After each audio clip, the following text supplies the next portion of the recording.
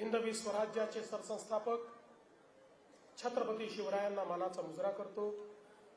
भारतीय राज्यघटनेचे शिल्पकार भारतरत्न डॉक्टर बाबासाहेब आंबेडकर यांना मानवंदना अर्पित करतो।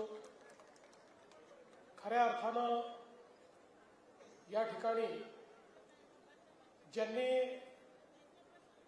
आपल्या संस्कृतीचं पुनरुज्जीवन केलं त्या पुण्यश्लोक अहिल्यादेवी होळकर यांच्या चरणी नतमस्तक होतो। आणि आज सांगोल्यामध्ये या प्रचार सभेच्या निमित्ताने मंचावर उपस्थित असलेले आपले अत्यंत कार्यक्षम आणि धडाडीचे पालकमंत्री जयकुमार गोरेजी, आदरणीय आबासाहेबांचा वारसा अतिशय सक्षमपणे चालवणारे आपले लोकप्रिय आमदार बाबासाहेब देशमुख, आपले पाण्याकरता झुंज देऊन पाणी आणणारे असे माजी खासदार रणजितसिंह नाईक निंबाळकर, आपल्या तालुक्यातले अत्यंत प्रभावी नेते असे दीपक आबा साळुंखे पाटील आणि जतचा ढाण्या वाघ गोपीचंद पडळकरजी, आमदार समाधानदादा आवताडे, आमदार सचिनदादा पाटील, आमदार नारायणआबा पाटील, आपले पंढरपूरचे नेते माजी आमदार प्रशांत परिचारकजी, चेतनसिंह केदार सावंत, बाळासाहेब एरंडे, दुर्योधनजी इपरकर, सचिनजी देशमुख, बाळासाहेब काटकर, अजितजी जगताप आणि या ठिकाणी नगराध्यक्ष पदाकरता आपले उमेदवार मारुती आबा बनकर आणि या साईडला तुम्ही दिसा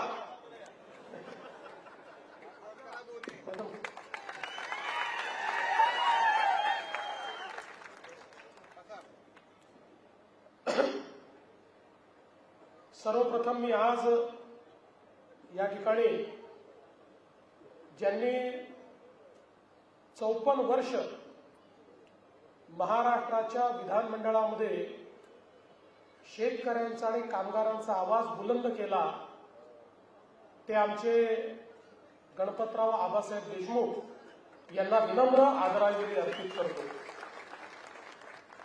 आजचा दिवस हा माझ्याकरता याकरता अतिशय आनंदाचा आहे की 20-22 वर्ष 25 वर्ष जवळपास आबासाहेबांशी माझा अतिशय जवळचा संबंध राहिला, ज्याला आपण अतिशय मनाचा संबंध म्हणतो अशा प्रकारचा त्यांचा माझा संबंध होता।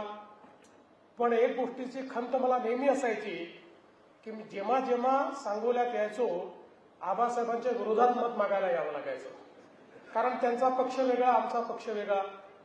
त्यामुळे खंत मनात असायची की एवढा चांगला व्यक्ती की ज्यांच्याकडनं या महाराष्ट्रातले अनेक प्रश्न आम्ही शिकलो, ज्यांच्याकडनं या महाराष्ट्राच्या राजकारणामध्ये कशा पद्धतीनं सामान्य माणसाला आपण न्याय देऊ शकतो, त्याची भूमिका कशी प्रभावीपणे मांडू शकतो आणि सोबत केवळ 2 आमदार कधी 3 आमदार असतानाही अतिशय धडाडीने सामान्य माणसाचे प्रश्न कसे सोडवू शकतो हे आम्ही आबासाहेबांकडनं शिकलो।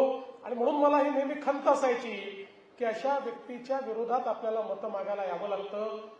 पण आज मला अतिशय आनंद आहे की बाबासाहेब सोबत आहेत आणि आता आम्ही एकमेकाकरता या ठिकाणी मतं मागण्याकरता आलेलो आहोत। खरं तर मगाशी जयकुमार भाऊंनी सांगितलंय खरं आहे, ज्यावेळी या युतीच्या संदर्भातली चर्चा झाली आणि माझं आणि बाबासाहेबांचं फोनवर बोलणं झालं त्यावेळी आम्ही या ठिकाणी आबांच्या बद्दलही बोललो आणि सगळ्या गोष्टींची चर्चा केली। आणि मग मी त्यांना विचारलं की माझी आमदारांचं काय, ते म्हणाले त्यांच्याशी चर्चा चालली आहे। मी म्हटलं करा, सगळेच एकत्रित येऊ, कोणी बाहेर नको। शहर विकासाचा विषय आहे, जर एखाद्या शहरामध्ये तुम्ही आम्ही इतके वर्ष एकमेकाच्या विरोधात लढलेले जर एकत्र येऊ शकतो तर शहर विकासाकरता कोणाला बाजूला कशाला ठेवायचं, सगळ्यांना आपण सोबत घेऊया। पण मला असं वाटतं की बापूंनी त्या ठिकाणी आधीच भूमिका ठरवून टाकली आणि त्यामुळे ते बाहेर राहिले, काही हरकत नाही. पण मला आनंद आहे की आज या ठिकाणी इतके सगळे दिग्गज लोक एकत्रित आलेले आहेत. दीपक आबा सोबत आहे, बाबासाहेब सोबत आहे, जयकुमारजी सगळे आमच्या सोबत आहेत. त्यामुळे मला विश्वास आहे की आता सांगोला शहराचा विकास हा कोणीही थांबवू शकणार नाही. आणि सगळ्यात महत्वाचं सांगतो, तुम्ही नगरपालिका निवडून आणा, हा देवाभाऊ तुमच्या पाठीशी आहे. महाराष्ट्राचं अख्खं सरकार सांगोल्याच्या पाठीशी उभं केल्याशिवाय राहणार नाही, हे सांगण्याकरता या ठिकाणी आलो आहे. बंधू भगिनींनो, हा जो काही नगरपालिकेची निवडणूक आहे हा लोकशाहीचा उत्सव आहे. आपल्या देशामध्ये भारतरत्न डॉक्टर बाबासाहेब आंबेडकरांनी आपल्याला संविधान दिलं आणि या संविधानाने आपल्याला लोकशाही दिली आणि या लोकशाहीमध्ये आपल्यापैकी प्रत्येकाला एका मताचा अधिकार दिला. किती सुंदर अशा प्रकारची लोकशाही आहे बघा. टाटा, बिर्ला, अडाणी, अंबानी यांनाही एक मत आणि तुम्हाला मलाही एकच मत, प्रत्येकाला एकाच मताचा अधिकार या लोकशाहीने दिला आणि सोबत एक जबाबदारी पण आपल्यावर टाकली. आज आपल्या जीवनाचं, आपल्या भविष्याचं, भवितव्याचा निर्णय हा आपण करतो. लोकसभेमध्ये आपण प्रधानमंत्री कोण झालं पाहिजे म्हणून त्या ठिकाणी मतदान करतो.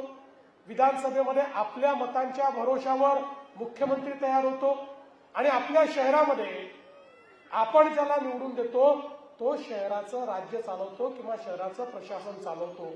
आणि म्हणून या लोकशाहीने सगळ्यात मोठं परिवर्तन काही केलं तर अनेक शतकं आपल्या देशात राजेशाही होती आणि राजेशाहीमध्ये राणीच्या पोटातून जो जन्म घ्यायचा तो राजा व्हायचा.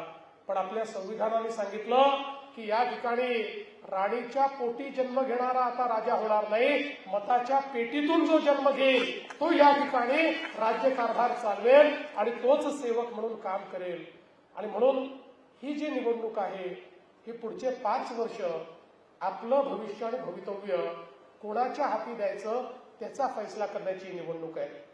आपण बघा, आपल्या देशामध्ये जवळपास स्वातंत्र्यानंतर 60-65 वर्ष राज्यकर्त्यांची एक मानसिकता होती आणि ती योग्य होती, ती काही चुकीची नव्हती, की भारत हा छोट्या छोट्या गावांमध्ये राहतो आणि म्हणून गावांचा विकास म्हणजे भारताचा विकास. आणि हे करत असताना आपल्या राज्यकर्त्यांना या गोष्टीचा विसरच पडला की शहरातही लोक राहतात. शहरांकरता 60-65 वर्ष कुठल्या योजना तयार झाल्या नाहीत, शहरीकरणाचं नियोजन करण्याचा आपण विचार केला नाही. एकीकडे त्या ठिकाणी अन्न, वस्त्र, निवारा, शिक्षण, आरोग्य, रोजगार या सगळ्या गोष्टी करता लोक हळूहळू गावाकडनं शहराकडे येत होते, पण शहरामध्ये नियोजनच नव्हतं. परिणाम काय झाला? शहरामध्ये नियोजन नसल्यामुळे लोकांना राहायची जागा नव्हती. मग ज्या ठिकाणी जागा मिळाली त्या ठिकाणी कोणी अतिक्रमण केलं, कोणी झोपडी बांधली, मिळेल तशा पद्धतीनं लोक राहायला लागले. मग त्या ठिकाणी पिण्याच्या पाण्याचा प्रश्न निर्माण झाला, नाल्या काढल्या, मग त्या नाल्यातनं मैला व्हायला लागला, त्यातनं घाण, दुर्गंधी, मच्छर, रोगराई अशा अनेक गोष्टी तयार झाल्या. मग ते सांडपाणी आपल्या विहिरींमध्ये जायला लागलं, नदी नाल्यांमध्ये जायला लागलं, आपले जलस्रोत प्रदूषित झाले, आपल्या जमिनी प्रदूषित झाल्या. लोकसंख्या वाढली पण त्याचा नीट नियोजन न केल्यामुळे प्रत्येक शहरामध्ये कचऱ्याच्या थप्प्या, मोठ्या प्रमाणात कचऱ्याची केंद्र अशा प्रकारे तयार झाली की आपल्याला गल्लोगल्ली किंवा शहराच्या मध्यवर्ती ठिकाणी मोठ्या प्रमाणात कचरा दिसायला लागला आणि आपली शहरं ही बकाल व्हायला लागली. आणि म्हणूनच 2014 साली ज्यावेळेस देशामध्ये मोदीजी प्रधानमंत्री झाले त्यावेळी पहिल्यांदा मोदीजींनी सांगितलं की गावाचा विकास तर महत्वाचा आहेच, पण सोबत शहरांचाही विकास आपल्याला करावा लागेल. कारण देशाच्या जीडीपीचा 65% जीडीपी हा शहरात तयार होतो. शिक्षण, आरोग्य आणि रोजगाराची संधी ही आपल्याला शहरामध्ये त्या ठिकाणी प्राप्त होते. आणि म्हणून आपल्याला शहरांचा विकास करून शहरामध्ये राहणारे गरीब आहेत, शहरामध्ये राहणारे मध्यमवर्गीय आहेत, यांचं जीवनमान कसं उंचवता येईल याकरता प्रयत्न केला पाहिजे. आणि देशाच्या इतिहासामध्ये पहिल्यांदा केंद्र सरकारने शहराकरता योजना तयार केल्या. स्मार्ट सिटीची योजना, अमृत शहरांची योजना, स्वच्छ भारत शहरी योजना, प्रधानमंत्री आवास शहरी योजना, अशा अनेक योजना, लाखो कोटी रुपये पहिल्यांदा देशाच्या मध्यवर्ती सरकारने, केंद्र सरकारने त्या ठिकाणी आपल्या बजेटमध्ये ठेवले आणि वेगवेगळ्या राज्यांना ते पैसे देणं सुरू केलं. आपल्या महाराष्ट्रालाही 50,000 कोटी रुपये या वेगवेगळ्या योजनांमधनं आपली शहरं चांगली करण्याकरता मिळाली. आपण विचार करा, महाराष्ट्राचा जर आपण विचार केला तर महाराष्ट्रातील 6.5 कोटी लोक हे 40,000 गावांमध्ये राहतात आणि तेवढेच 6.5 कोटी लोक आपल्या सांगोल्यासारख्या 400 शहरांमध्ये राहतात. म्हणजे अर्धे लोक 40,000 गावांमध्ये आणि अर्धे लोक 400 शहरांमध्ये. त्यामुळे या 400 शहरांमध्ये राहणाऱ्या लोकांचं जीवनमान जर आपण बदललं तर एकीकडे त्यांचं जीवनमान देखील चांगलं होईल आणि दुसरीकडे त्या ठिकाणी नवनवीन संधी तयार होतील. आणि म्हणूनच आज आपण ज्यावेळेस या ठिकाणी या निवडणुकांना सामोरं चाललो, मी गेले अनेक दिवस रोज 6 सभा करतो, सभांमध्ये भाषण करतो, पण कुठल्याही भाषणामध्ये कोणावर टीका करत नाही, कुठल्या पक्षाला उणं बोलत नाही, कुठल्या व्यक्तीवर बोलत नाही. याचं कारण एक सकारात्मक मत मागण्याकरता मी आलेलो आहे. मला या ठिकाणी शहराचा विकास करायचा आहे. शहराच्या विकासाचा एक आराखडा आपण तयार केलेला आहे. शहराच्या विकासाचं एक ब्ल्यूप्रिंट आपण मांडतो आणि त्याकरता आपल्याकडे नीती पण आहे, त्याकरता आपल्याकडे नियत पण आहे आणि त्याकरता मोदीजींनी दिलेला निधी पण आपल्याकडे आहे. त्यामुळे शहरं आपल्याला बदलता येऊ शकतात. आज आपल्याला प्रत्येक शहरामध्ये पिण्याच्या पाण्याची योजना करायची आहे. 30,000 कोटी रुपये जल जीवन मिशन आणि या अमृत शहराच्या माध्यमातून आपल्याला मोदीजींनी दिले आहे. प्रत्येक शहरामध्ये, प्रत्येक घरामध्ये नळ उघडल्यानंतर 365 दिवस त्या ठिकाणी स्वच्छ पिण्याचं पाणी आलं पाहिजे, ही आपली अपेक्षा आहे. आणि त्याकरता आपल्याकडे मोठ्या प्रमाणात हा सगळा निधी जो आहे तो उपलब्ध आहे आणि म्हणून त्या संदर्भातही अनेक योजना आता आपण सुरू केलेल्या आहेत. एवढंच नाही तर आज आपण पाहतो मोदीजींनी आपल्याला प्रधानमंत्री आवास योजनेच्या माध्यमातून मोठ्या प्रमाणात घरांकरता निधी दिला. 2.5 लाख रुपये हे आपल्याला ज्यांच्याकडे कच्चं घर आहे, ज्यांच्याकडे झोपडी आहे, ज्यांच्याकडे घर नाही आहे, अशा लोकांना देण्याकरता उपलब्ध करून दिले. पण नंतर आमच्या लक्षात आलं की त्याचा पाहिजे त्या प्रमाणात आपण उपयोग करू शकत नाही, कारण लोकांकडे त्यांच्या जमिनीची मालकी नाही. लोक अतिक्रमण करून बसलेले आहेत आणि योजनेमध्ये तुम्हाला मालकी हक्काचा पट्टा मागितला जातो आणि तो पट्टा नसेल तर तुम्हाला त्या ठिकाणी पैसे मिळत नाही.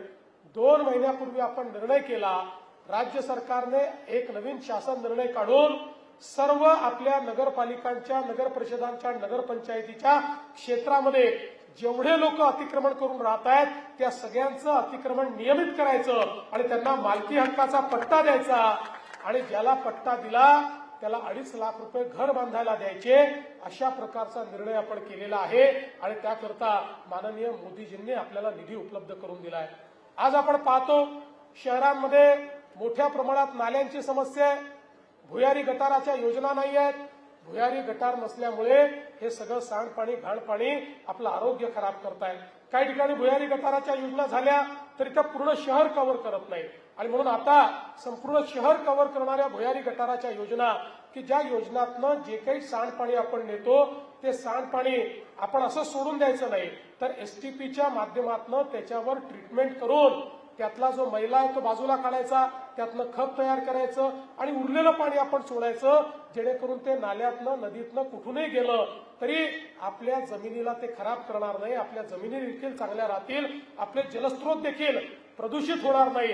अशा पद्धतीनं आपण काम सुरू केलेलं आहे. आणि त्यासोबत आता आपण मोठ्या प्रमाणात घनकचऱ्याच्या व्यवस्थापनाचं काम सुरू केलं आहे. सांगोल्यातली एक प्रमुख समस्या ही देखील आहे, शहराच्या मध्यवर्ती ठिकाणी कचऱ्याचा डेपो तयार झालेला आहे, त्यामुळे तो डेपो आपल्याला हलवायचा आहे. आपण काळजी करू नका, स्वच्छ भारत योजनेच्या अंतर्गत आपल्याकडे भरपूर निधी आहे. केवळ आपल्याला ती कचरा कुंडी, तो डेपोच बाहेर न्यायचा नाही, तर त्याच्यासोबत सगळा कचरा जमा करून त्या कचऱ्यावर आपल्याला योग्य प्रक्रिया करायची आहे. आता कचरा जमा करणं हे इतिहास जमा झालेला आहे. आता महाराष्ट्रातल्या किमान 400 पैकी 300 शहरांमध्ये आम्ही कचऱ्यावर वेगवेगळ्या प्रकारची प्रक्रिया सुरू केलेली आहे आता कचरा ही आपली लायबिलिटी राहिलेली नाही. आमचे गडकरी साहेब नेहमी म्हणतात, nothing is waste, everything is wealth. हा कचरा वेस्ट राहिलेला नाही. आता या कचऱ्यावरही आपण प्रक्रिया करतोय. छोट्या नगरपालिकांमध्ये कचऱ्यापासून आपण पेलेट्स तयार करतोय. कोळशासारखे पेलेट्स होतात. कोळशाच्या ऐवजी ते पेलेट्स वापरता येतात. त्या ठिकाणी खतांची निर्मिती करतो. खताचा ब्रँड तयार केलाय. आता नगरपालिकाच्या कचऱ्यापासून तयार होणाऱ्या खताचा आपण एक ब्रँड तयार केलेला आहे. आणि जिथे जास्त कचरा आहे त्या ठिकाणी तर आता आपण अनेक शहरांमध्ये कचऱ्यापासून विद्युत निर्मिती सुरू केलेली आहे. आता पिंपरी चिंचवडची झाली, पुण्याची झाली, ठाण्याची झाली, अनेक ठिकाणी आपण ते केलेलं आहे. नागपूरची झाली आणि अनेक ठिकाणी कचऱ्यापासून गॅसची निर्मिती करतोय.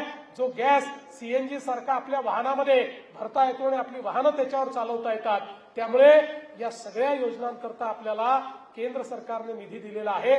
आपली शहरं स्वच्छ करायची आहेत. त्यामुळे या ठिकाणी मी आपल्याला निश्चितपणे सांगतो की आपल्या या नगरपालिकेला या कचऱ्याच्या स्थानांतरणाकरता आणि योग्य व्यवस्था उभी करण्याकरता देखील मोठ्या प्रमाणात जी काही मदत आहे ती आपल्या सरकारच्या माध्यमातून या ठिकाणी आपण देऊ. आज आपल्याला माहिती आहे की अनेक गोष्टी आपल्याला करायच्या आहेत.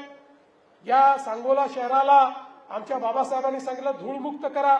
आपण काळजी करू नका. आपल्याला धूळमुक्त करण्याकरता चांगले रस्ते, कॉन्क्रीटचे रस्ते आज आपण मोठ्या प्रमाणात नगरपालिकेच्या क्षेत्रांमध्ये करतो आहोत आणि ते काम देखील आपण करू. आणि आपली जी अमृत योजना आहे या योजनेतनं आपल्याला उद्यानं तयार करता येतात. यातनं मैदानं आपल्याला तयार करता येतात. यातनं तलावाचं संवर्धन आपल्याला करता येतं. हरितपट्टे यातनं तयार करता येतात. त्यामुळे मला असं वाटतं की एक जे तुमच्या सगळ्यांच्या स्वप्नातलं सांगोला शहर आहे ते तयार करण्याकरता आराखडा तुम्ही तयार करा. त्याला मदत करण्याचं काम मात्र आम्ही करू. सरकार निश्चितपणे त्या ठिकाणी मदत करेल. आज खरं म्हणजे आपण बघितलं तर मोठ्या प्रमाणात आपले माजी सैनिक या सगळ्या भागामध्ये आहेत आणि माजी सैनिकांची मागणी असते की आमच्या माजी सैनिकांकरता एखादं भवन या ठिकाणी तयार झालं पाहिजे. ती अतिशय योग्य मागणी आहे. ज्या लोकांनी देशाकरता आपल्या जीवनातले अनेक वर्ष दिले आणि आता त्या ठिकाणी कारण सैनिक हा लवकर रिटायर होतो, त्याला अतिशय 17व्या 18व्या वर्षी तो लागतो, 15-20 वर्ष तो काम करतो आणि तो रिटायर होतो. त्याच्यात उमेद असते, तो अनेक चांगल्या गोष्टी करू शकतो. माजी सैनिक यांच्यामध्ये शिस्त असते, ते अतिशय चांगल्या पद्धतीनं काम करतात. त्यामुळे त्यांचं एक योग्य संघटन झालं पाहिजे या दृष्टीनं हे जे काही माजी सैनिक भवन आपल्याला उभारायचं आहे त्याला ही पूर्ण मदत ही राज्य सरकारच्या माध्यमातून आपल्याला उपलब्ध करून देऊ. आणि त्यासोबत प्रत्येक शहराची एक ओळख असते आणि ती ओळख ही आपल्या जे काही आपले महापुरुष असतात त्या महापुरुषांच्या त्या ठिकाणी जी काही पुतळे असतात, त्यांची स्मारकं असतात, त्या माध्यमातून ती होत असते. आणि इथे तर सातत्याने आपली सगळ्यांची मागणी आहे. पुण्यश्लोक अहिल्यादेवी होळकर, सावित्रीबाई फुले, नरवीर उमाजी नाईक, बसवेश्वर महाराज, विष्णुपत्न पंत दादरे अशा सगळ्या वेगवेगळ्या पुरुषांची जी काही महापुरुष आहेत त्यांची स्मारकं झाली पाहिजे. खरं म्हणजे आपण ती जरूर करा, पण आपल्याला एक कॉन्सेप्टही सांगतो, तो जर आपल्याला सगळ्यांना आवडला तर तो करा.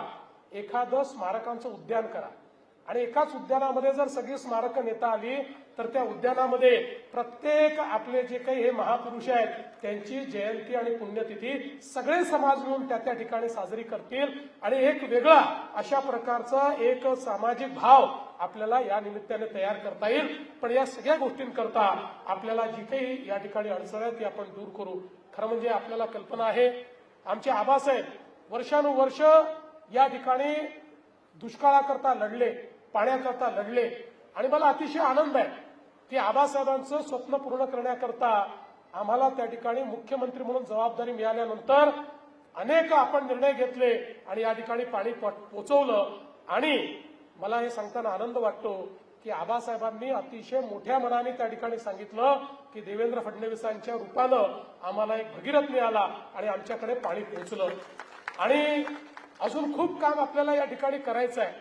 खरं म्हणजे शहराच्या विकासामध्ये आपण जर आपले विचार, आपले पक्ष, आपले अभिनिवेश, ठीक आहे निवडणुकीपुरतं या सगळ्या गोष्टी असतात, पण निवडणुकी झाल्यानंतर या सगळ्या गोष्टी जर बाजूला ठेवू शकलो तर जनसामान्यांच्या जीवनात एक मोठं परिवर्तन आपल्याला करता येतं. आणि म्हणून मी तर तुम्हाला हीच विनंती करण्याकरता या ठिकाणी आलो आहे की आता एवढी सगळी मंडळी एकत्रित आल्यानंतर आपल्या शहराचा विकास कोणी थांबवू शकत नाही. त्यामुळे कोणीही दुसरा विचार करण्याची आवश्यकता या ठिकाणी नाही आहे. आपले जे या ठिकाणी नगराध्यक्ष पदाचे उमेदवार आहेत मारुती आबा बनकर, एक अतिशय ज्येष्ठ अशा प्रकारचे ज्यांना अनुभव आहे, जनसामान्यांमध्ये राहतात, लोकांशी अतिशय चांगला त्यांचा कनेक्ट आहे, अशा प्रकारचे मारुती आबा हे आपले उमेदवार आहेत. त्यांचं चिन्ह कमळ आहे आणि त्यासोबत खाली आपले वेगवेगळे लोक वेगवेगळ्या चिन्हावर आहेत. खरं म्हणजे आपले मतदार एवढे हुशार आहेत की 25 चिन्ह असले तरी त्यांना नेमकं माहिती असतं की आपल्या आघाडीचा, आपल्या या युतीचा उमेदवार त्या ठिकाणी कोण आहे. आणि म्हणून निश्चितपणे या ठिकाणी आपण काम करू. मला माझ्या बोलण्यामध्ये 2 विषय सुटले. एक तर अण्णाभाऊ साठेंच्या स्मारकाचाही देखील आपल्याला या ठिकाणी निर्णय करायचा आहे आणि एक अजून मागणी आहे की मुस्लिम कब्रिस्तानाकरता जी काही जागा आहे ती ऍडिशनल जागा त्या ठिकाणी द्यायची. निश्चितपणे त्याही करता जागा आपण शोधून काढावी. ती जागाही देण्यामध्ये सरकार पुढाकार घेईल याबद्दल कुठलीही आपण मनामध्ये शंका बाळगू नका. मी आज एवढंच आपल्याला विनंती करतो की मारुती आबांचं चिन्ह कमळ आहे आणि खाली जे वेगवेगळे आपले चिन्ह आहेत ते चिन्ह आपण त्याची बटन दाबून ही जी काही आपली नगरपालिका आहे ती आपल्या सगळ्या या नेत्यांच्या हाती तुम्ही द्या. मी तुम्हाला एवढंच सांगतो, 2 तारखेला आमची काळजी तुम्ही घ्या, त्यानंतर 5 वर्ष तुमची काळजी आम्ही घेतल्याशिवाय राहणार नाही हा विश्वास तुम्हाला देतो आणि माझं बोलणं संपवतो. धन्यवाद. जय हिंद, जय महाराष्ट्र.